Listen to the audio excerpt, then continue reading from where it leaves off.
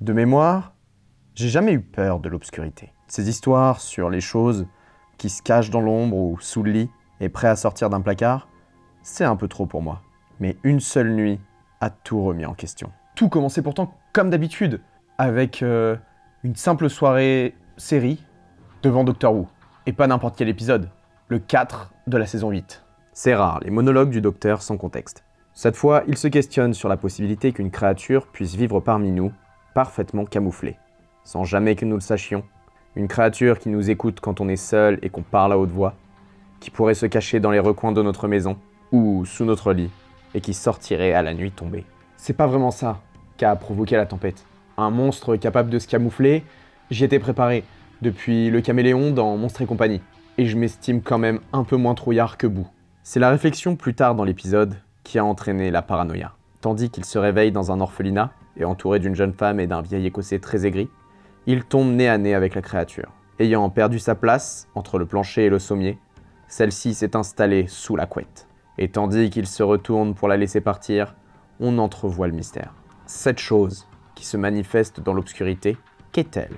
Y a-t-il une possibilité qu'une bête au dessin aussi spécifique puisse exister?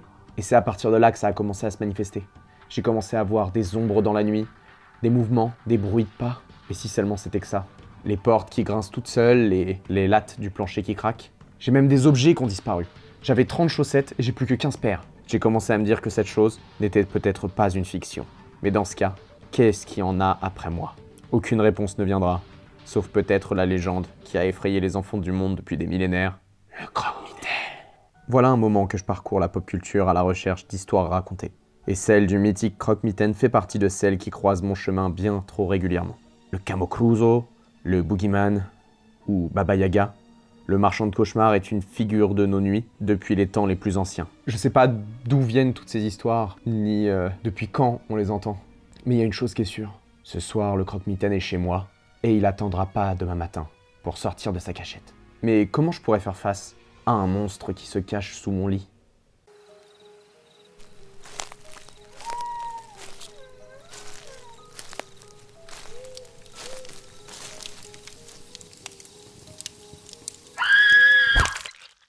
Dans l'obscurité de ma chambre, l'anxiété pourrait s'installer, engrangeant des pensées folles qui donnent vie au monstre imaginaire. Mon esprit a refusé l'irrationnel. Mais je sais que le croque-mitaine est là, dans l'ombre, prêt à m'attaquer. Heureusement pour m'aider, j'ai fait quelques recherches sur ses origines, pour essayer de comprendre d'où il venait et comment les gens ont réussi à lui survivre. Il me faut absolument un moyen de conjurer le sort. Le croque-mitaine est aussi connu sous d'autres noms. Le Boogeyman, le Babaou. Il émerge des méandres du temps, enraciné dans les légendes et les contes populaires à travers le monde. Son origine remonte à des temps immémoriaux, imprégnés de la nécessité ancestrale de transmettre des leçons de prudence aux enfants. La figure du croque-mitaine trouve ses racines dans le besoin de préserver la sécurité des enfants en les dissuadant de s'aventurer hors de leur zone de protection, pour les dissuader de sortir du lit à la nuit tombée. Certains croque-mitaines sont décrits comme des créatures monstrueuses, dotées de griffes acérées, de dents pointues, tandis que d'autres prennent la forme de silhouettes incertaines, générant une terreur plus abstraite. Les contes folkloriques ont permis aux sociétés de transmettre des valeurs de normes sociales en utilisant la menace du croque-mitaine comme un moyen de dissuasion. L'idée du croque-mitaine a évolué au fil du temps pour s'adapter aux préoccupations spécifiques de chaque culture. Dans certaines traditions, il est associé à des lieux, comme dans les bois ou les recoins abandonnés. Les skinwalkers et les wendigo, dans certaines légendes, ou le Slenderman, peuvent se présenter comme un croque-mitaine. Et en quelque sorte, ça vient renforcer l'idée que il peut se cacher n'importe où et avoir n'importe quelle forme. Au-delà des frontières culturelles, le croque-mitaine sert de moyen de contrôle social. Un avertissement symbolique pour maintenir l'ordre et la discipline. Les parents et les aînés utilisent cette figure effrayante pour guider le comportement des enfants. La présence du croque-mitaine dans la culture populaire témoigne de son adaptabilité intemporelle et de sa capacité à survivre au fil des générations, en se transformant pour correspondre aux préoccupations contemporaines. Alors que le folklore traditionnel a façonné la figure du croque-mitaine dans l'imaginaire collectif, la culture populaire moderne l'a réinterprétée de manière fascinante, jouant avec ses aspects les plus sombres, tout en offrant des réflexions complexes sur la peur et la psyché humaine. Le croque-mitaine, loin d'être confiné à l'enfance, a trouvé une place de choix dans le cinéma, la littérature, les séries télévisées et même la musique. Ces diverses représentations reflètent les multiples facettes de la peur et l'inconscience collective de la société. Au cinéma, lorsqu'on parle du croque-mitaine, la première chose qui peut venir en tête, c'est Freddy Krueger, dans Les Griffes de la Nuit. Dans cette version, le croque-mitaine est un tueur redoutable, capable de hanter les rêves des protagonistes, brouillant les frontières entre réalité et imaginaire. En regardant ce film, je me rends compte que ma propre perception du personnage s'alimente grâce à des images et à des scénarios très semblables. Et donc tout ce que je fais, c'est craindre une menace qui m'est encore inconnue. Les séries télévisées ont intégré le croque-mitaine dans leur récit, souvent de manière plus subtile et métaphorique.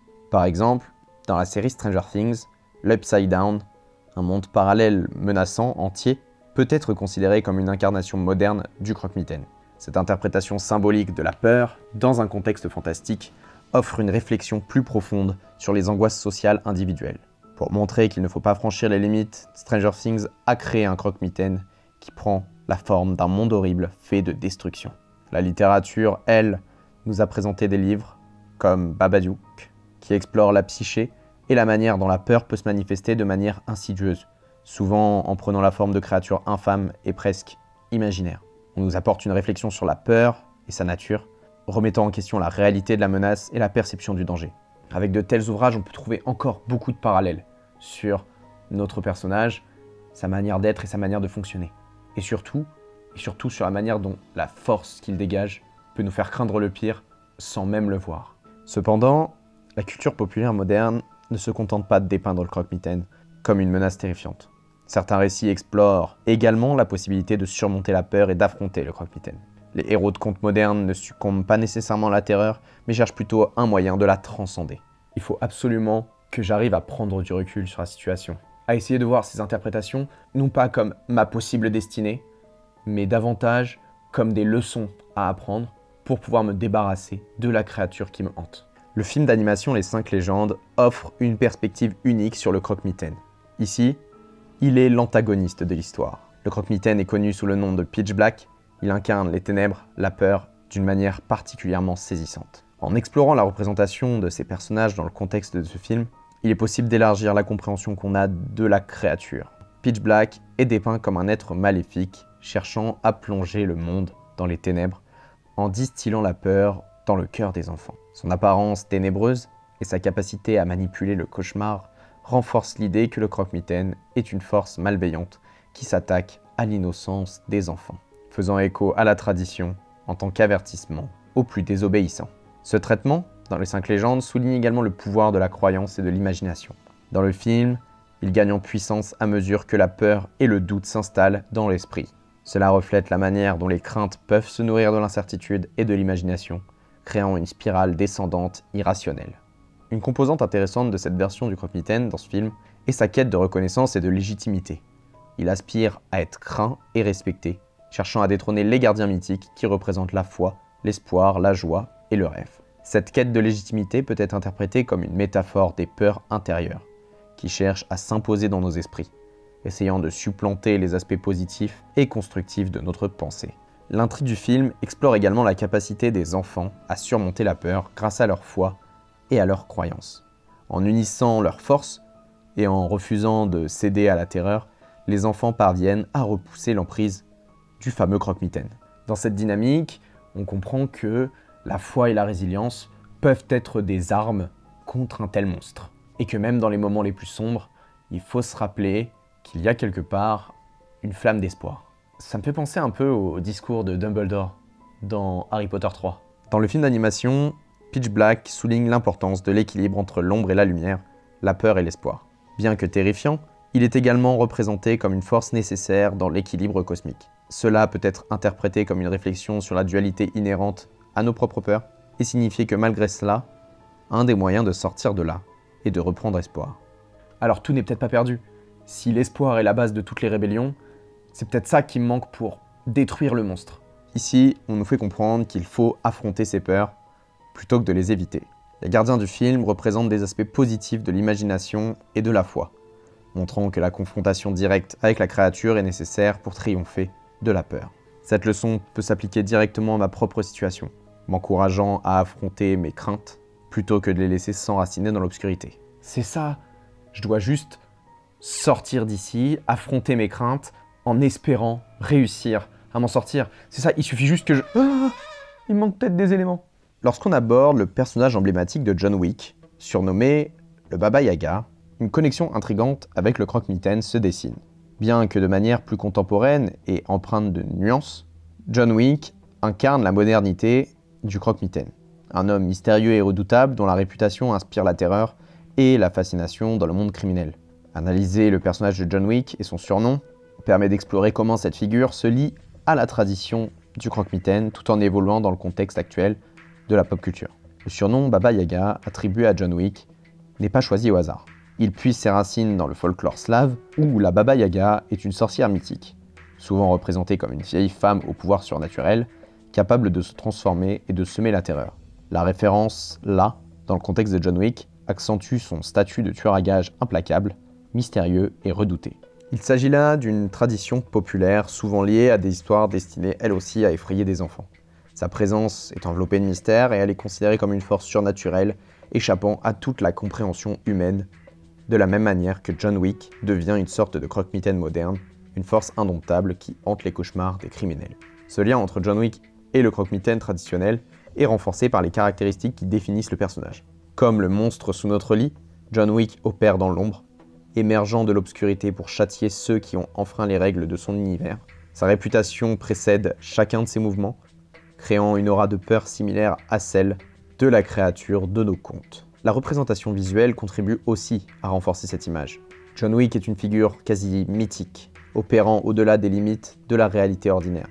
Son style vestimentaire élégant et son attitude impassible rappellent la silhouette distincte souvent attribuée au croque-mitaine dans les histoires traditionnelles. Une grande ombre qui peut surgir de n'importe où, une silhouette humanoïde qui vient et qui peut s'abattre et te réduire en cendres à tout moment, c'est vraiment effrayant. Et ce qui me fait encore plus peur, c'est que John Wick est vraiment inarrêtable. La modernité de John Wick se manifeste dans la façon dont le personnage transcende les limites du mythe pour devenir une icône contemporaine. Cette transformation du croque-mitaine traditionnel en un personnage de film d'action emblématique est une manière nouvelle de voir le monstre et l'évolution constante de la peur de notre époque. John Wick, c'est la mort, le froid, la terreur qui ne recule devant rien. La narration autour de John contribue à sa propre mythologie, des rumeurs circulent sur ses exploits, et des anecdotes décrivent ses talents surhumains en matière de combat et de survie. Ces récits renforcent l'idée que John n'est pas simplement un homme, mais plutôt une force de la nature. Et on peut faire un lien avec de véritables monstres. Si on revient au point de départ, c'est à travers les histoires, les récits et les légendes que la créature sous le lit est parvenue à nous atteindre. John incarne la fusion fascinante entre la tradition et la nouveauté. Mais maintenant je comprends, cette chose qui traîne, elle est là pour me briser. Physiquement, psychologiquement, elle veut me détruire. Mais on me détruit pas aussi facilement moi. Et maintenant que j'y pense, il y a un autre personnage qui se rapproche du croque-mitaine et qui pourrait m'aider à m'en sortir. Le grand méchant loup. Le grand méchant loup est un personnage de conte de fées, mythique, qui incarne une figure menaçante et qui a évolué au fil du temps, reflétant les valeurs et les préoccupations du monde. Attends, je l'ai pas déjà dit cette phrase-là, par rapport au monstre sous mon lit? La perspective fascinante sur la manière dont ces archétypes se croisent dans l'imaginaire collectif. En explorant les différentes représentations du grand méchant loup au fil des époques, nous pouvons comprendre comment ce personnage a été façonné par la culture et les contes, comment il a influencé notre perception de la peur. Le grand méchant loup a des origines anciennes, remontant aux contes populaires et aux fables transmises de génération en génération. Son rôle classique est souvent celui du prédateur rusé, cherchant à dévorer des personnages vulnérables tels que les trois petits cochons, le petit chaperon rouge et j'en passe. Même le docteur a fait face au grand méchant loup. Cette représentation du loup, en tant que menace imminente, renforce l'idée d'entité malveillante que nous explorons, créant une connexion naturelle entre les deux figures de terreur. Dans les premières versions des contes, le loup est un symbole de danger, mettant en garde les conséquences de l'insouciance. Cependant, au cours des siècles, le loup a également été interprété comme une victime mal comprise, une créature parfois persécutée à tort. Une de ses représentations les plus célèbres se trouve dans le conte du petit chaperon rouge. La narration a été souvent utilisée pour enseigner aux enfants la prudence et la méfiance envers les inconnus. Le loup devient ainsi un prédateur rusé, symbolisant les dangers qui guettent dans l'obscurité. Dans le contexte du croque-mitaine, la transformation du grand méchant loup souligne la capacité qu'a le temps à remodeler notre perception de la terreur et à transcender les conventions narratives établies. C'est vrai que j'avais pas peur du grand méchant loup avant le chapeauté, le 2.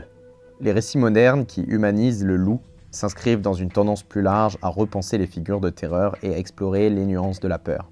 Cette démarche offre un outil précieux pour réfléchir à mes propres frayeurs, suggérant que les éléments qui m'effraient peuvent également être réinterprétés et compris d'une manière différente. Alors si j'essaie de réinterpréter tous les signes que j'ai vus ou que j'ai sentis, peut-être que ce personnage qui m'effraie n'est qu'une construction de mon imagination. Et le fait que cette créature soit à la fois invisible et inconnue, en fait tout le mystère qui entoure cette créature me fait tomber uniquement dans une spirale infernale. En comprenant l'origine de ce croque-mitaine et sa fonction dans le folklore, je commence à percevoir son existence dans ma réalité comme une projection de mes propres peurs.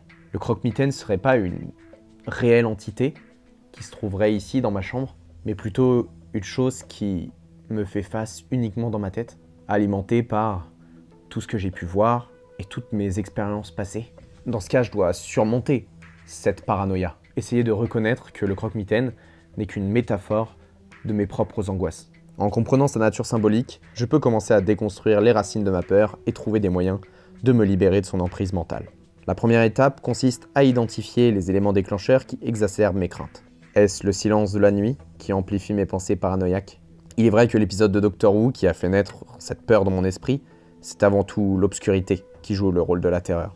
La nuit et son calme n'a rien de paisible. Chaque son semble bien plus fort, chaque mouvement semble prendre des proportions gigantesques. La nuit est calme et pleine de terreur. Le croque-mitaine tire lui-même sa force de ma propre vulnérabilité lors de l'affaiblissement de mes sens à la nuit tombée.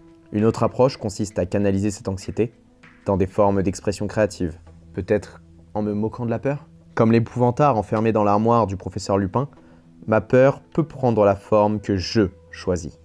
Extérioriser ma crainte signifie ridiculiser la peur elle-même, et sans besoin de baguette magique, je peux transformer l'ombre menaçante du croque-mitaine en une histoire que je peux contrôler. L'imagination devient ainsi un moyen de reprendre le pouvoir sur mes propres pensées et de donner une forme tangible à l'insaisissable. En fin de compte, le croque-mitaine qui me hante n'est probablement qu'une construction de mon esprit alimentée par les peurs qui m'ont vu grandir. Un refoulement mental de mes propres terreurs qui cherchent à détruire ma psyché. Pourtant, une construction de mon cerveau, pour me détruire mentalement, ne serait pas un auto-sabotage ou une manière de cacher la vérité? L'obscurité n'a peut-être rien à cacher. La nuit n'est probablement qu'un moment paisible qui, par le mouvement constant de notre environnement, exacerbe les détails inaudibles dans le tumulte de la journée. Je crois que c'est le Joker qui disait dans une de ses interprétations que on arrête vraiment d'avoir peur du monstre sous le lit quand on se rend compte qu'ils sont en nous. Mais dans ce cas, en créant un tel monstre, qu'est-ce que mon esprit essaie de me cacher? Étant donné qu'il n'y a probablement rien dans l'ombre, derrière le rideau ou sous mon lit, ce que j'arrive pas à assumer, c'est probablement tout simplement ma peur du noir. Eh mais c'est ça le message à la fin de l'épisode!